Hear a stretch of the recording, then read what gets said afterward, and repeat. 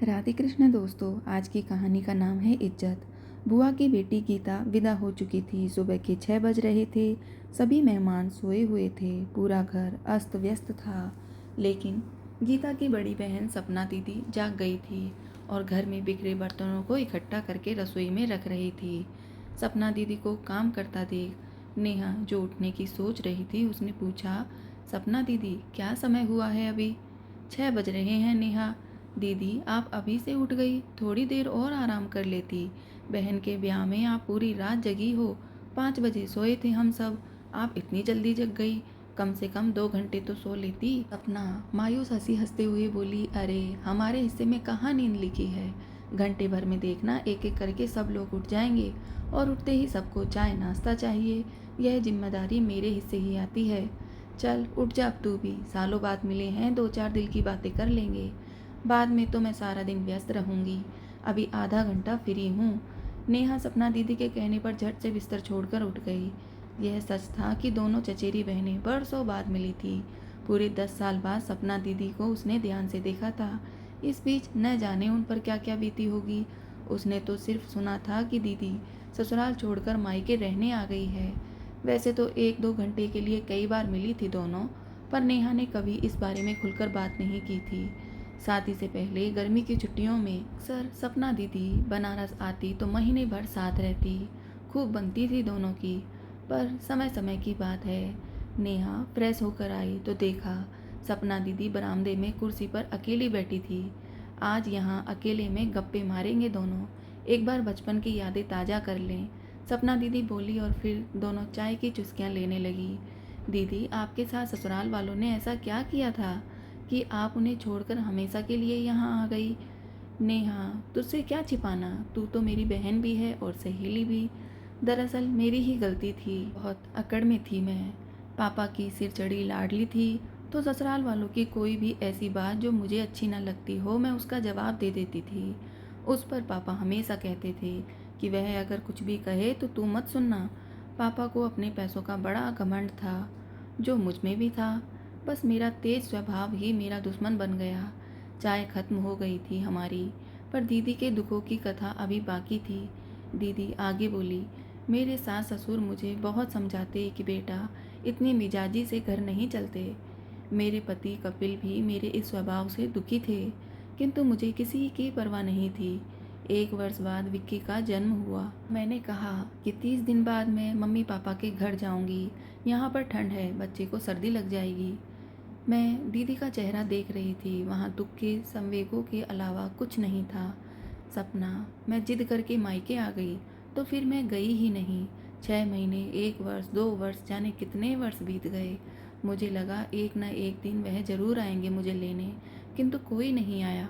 कुछ वर्ष बाद पता चला कि कपिल जी ने दूसरा विवाह कर लिया है और फिर अचानक रोने लगी। मैं 20 वर्ष पूर्व की उन सपना दीदी को याद कर रही थी, जिन पर रूप सौंदर्य की बरसात थी। हर लड़का उनसे दोस्ती करने को ललायित रहता था, किंतु आज दीदी 35 वर्ष की उम्र में 45 की लगती हैं। इतनी सी उम्र में चेहरा झुर्रियों से भर गया था। मुझे उन्हें देखते हुए काफ़ी देर हो गई थी तो वह बोली, मेरे इस बूढ़े शरीर को देख रही हो नेहा? इस घर में मेरी इज्जत कोई नहीं करता। देखा नहीं मेरे भाइयों और भाभियों को तुमने? वह मेरे बेटे विक्की और मुझे नौकरों से भी बदतर समझते हैं। पहले सब ठीक था, पापा के जाते ही सब बदल गए। भाभीियों की घिसी साड़ियाँ मेरे हिस्से आती हैं तो भतीजों की पुरानी पैंट कमीजें मेरे बेटे को मिलती हैं। उनके बच्चे प्राइवेट स्कूल में पढ़ते हैं और मेरा बेटा सरकारी स्कूल में।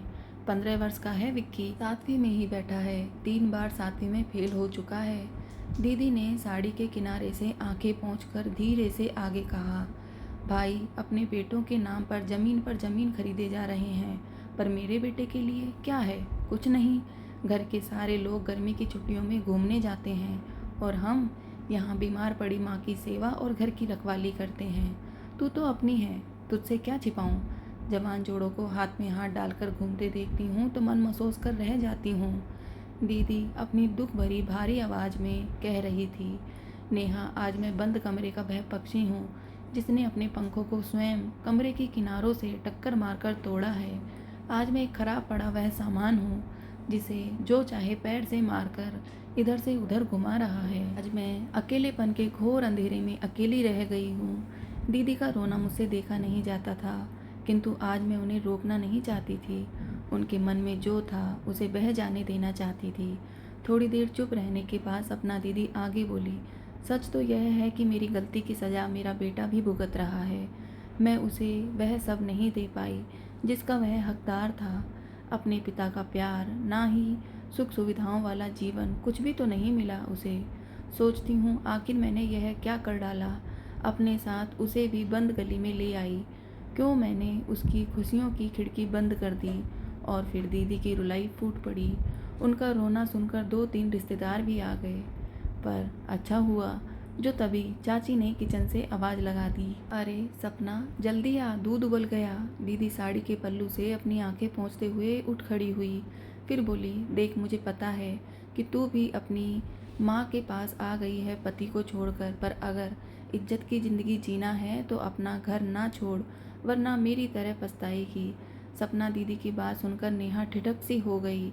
यह एक भयानक सच था। उसे लगा कि रोहित और उसके बीच जरा सी तकरार ही तो हुई है। रोहित ने किसी छोटी सी गलती पर उसे चांटा मार दिया था, पर बाद में माफ़ी भी मांग ली थी। फिर नेहा की माँ ने भी उसे समझाया था कि ऐसे घर नहीं छोड़ते। उसने तुझसे माफ़ी मांग ली है, वापस चली जा। नेहा सोच रही थी कि अगर कल को उसके भैया भाभी भी विक्की की तरह उसके बेटे के साथ दुर्व्यवहार करेंगे तो क्या पता मेरे साथ भी दीदी जैसा ही होगा।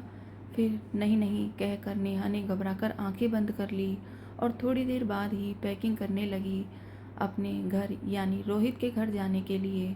उसे उस बंद खिड़की को खोलना था जिसे उसने खुद बंद कर दिया था। बार बार उसके कानों में सपना दीदी की यह बात गूंज रही थी कि नेहा, इज्जत से रहना हो तो पति का घर कभी ना छोड़ना। धन्यवाद दोस्तों, आपको आज की कहानी कैसी लगी कमेंट में ज़रूर बताएं और मिलते हैं दूसरी कहानी में। तब तक के लिए राधे कृष्ण दोस्तों।